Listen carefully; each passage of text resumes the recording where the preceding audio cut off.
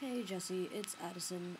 You don't really know me. I just found your channel through Called Calvin's channel, because he left a comment on one of my Gender Blender vids, and I saw your questions about therapy, and I thought I would make a response video because I'm kind of like right in that. I'm just about to get my T letter. Is basically what's going on. In terms of where to find therapy, I would definitely go down to your local GLBT place, because normally, well, at least from my experience, if they don't have therapy there, they will at least have resources of trans friendly therapists. And that's a good deal. I actually go to my local LGBT joint for my own therapy in Pittsburgh. So I would definitely recommend that.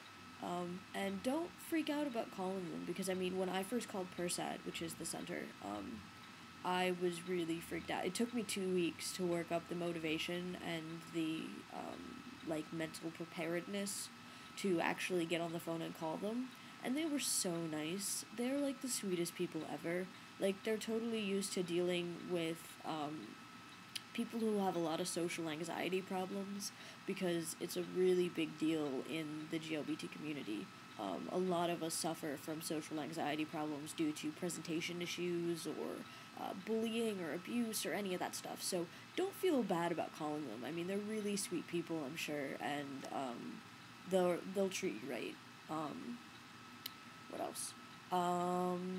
In terms of actual therapy for getting hormones and things, most places, when you're still financially dependent upon your parents, like you and I assumably are, I don't know a lot about your situation, so I apologize if I'm off.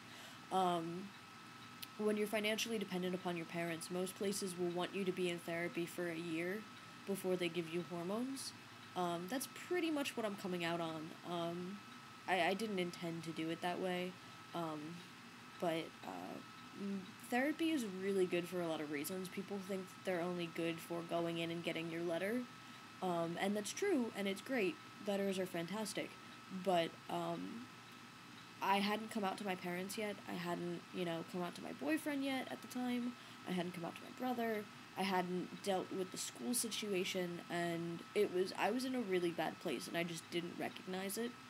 And therapy really helped me find strategies to deal with all of that.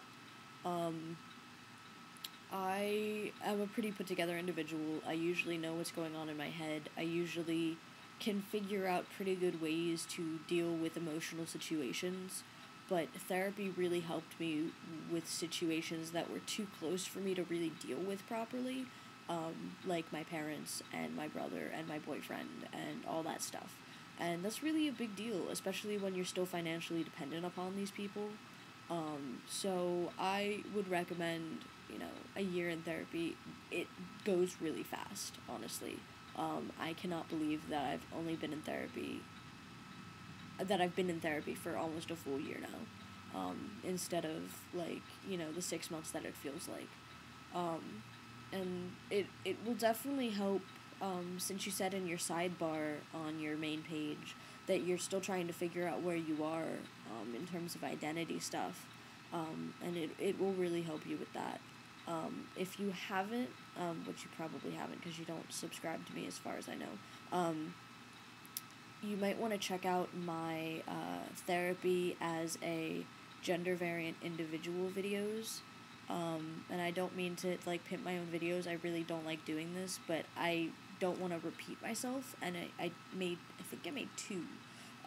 And you might want to take a look at that because that has some things that I picked up in therapy that I learned about therapy that have really helped me, and I think will help other people. And you just might want to check them out. They're pretty short. Yeah, I think they're both like maybe 10 minutes, but I mean 10 minutes is not a big deal. You might want to check those out. What else was I gonna say? As for surgery, once you get on hormones, most places will just give you another letter. I know a couple of places that will make you go back maybe a couple of times just to make sure that you're coping with the tea in a good, healthy fashion. and that you are, you recognize the hurdles that you have to go through to get to surgery, like money issues, family issues, that kind of stuff. The therapy is really just making sure that you know what kind of consequences your decisions are going to have, and making sure that you're prepared for them. It's not really like you're sane or you're not sane or whatever. It's more like you recognize that your family might not be completely supportive, and so you have a plan as to how to deal with that. And I think that's a really good thing, and something that a lot of people overlook when they talk about therapy. But this video is about 6 minutes long, so I'm going to cut it off now, and, I like your channel, and I'm super excited to see you around, and, I'm not really a phone person either, so, don't get too concerned, don't get too worked up about it, you'll be fine, I promise.